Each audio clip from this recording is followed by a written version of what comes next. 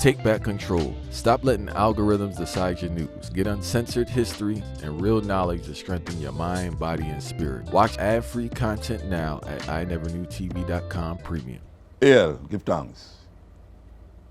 There was a man named Constantine. I don't know how much people ever hear about him or of which way who watch this thing ever hear about Constantine. Constantine was one of the emperors of Rome.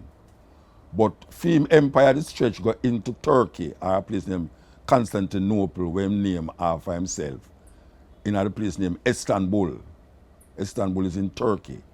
And for those of you who don't know, Turkey is in two different continents.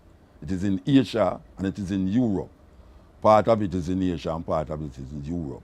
It was like a crossroad between what was happening in Europe and what was happening in Asia, especially in Jerusalem and so-called Palestine.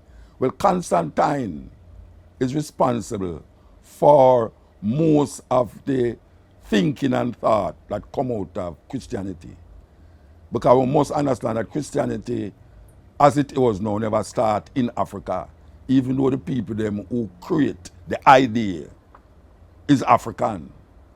But the Europeans carry it to the next level, the unbelievable level that really make the whole world accept it.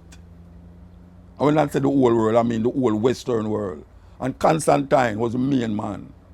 Constantine had an empire that stretched, as we say, from Constantinople way over there. So.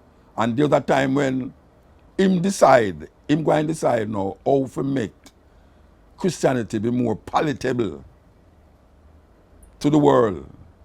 Not like where the so-called Jews them did that talk about, or where the people them in a way. Because what happened was that there was a group of people who was fighting against the Roman Empire, the Greco-Roman Empire. So them create a lot of little war zealots, them call them zealots. And them fight against the Roman Empire with violence. Now, the Romans needed to pacify these people. And the only way them could pacify the people them is to attack them belief system and them culture. And one of the ways that them do it was to use a guy named Saul, otherwise called Paul. Paul was a Roman citizen, and him claims him get a vision when him go to Damascus. And him change. Because even though him used to persecute the so-called followers, him himself get converted. And when you look at the New Testament, Matthew, Mark, Luke, and John, we really don't know who write them. You know, we really don't know who write them.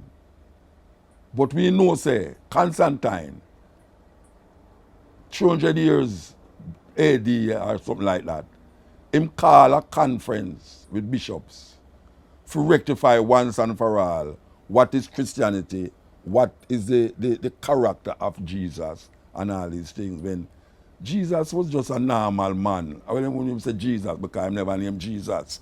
There was no Jesus in history. There was a man named Yeshua. Yeshua was a Hebrew. And them other a thing named Christ by him name. Christ is not Yeshua last name. Christ mean anointed. So you have a what you call a historical man and a mythical man.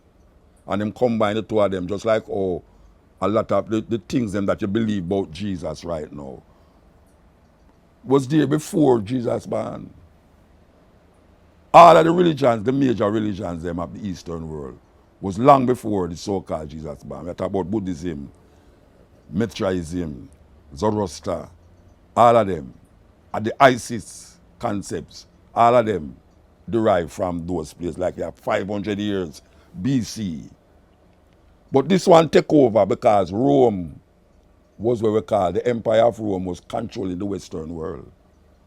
And they sit down and conceive and make laws that govern Christianity and then put it out there as the gospel. And this gospel was to pacify the rebellious Jews them in Palestine, in Israel. And that is how them get for really maintain them power. They maintain them power by causing the people them to be so passive in them thinking and giving up them culture that them now have the strength to fight. And we see this happening right now. We see it happen right now. That the fighters of the African Revolution get pacified most of the time because of religious belief, religious concepts that is coming from this book that most people I tell you say is African people, is black people write it.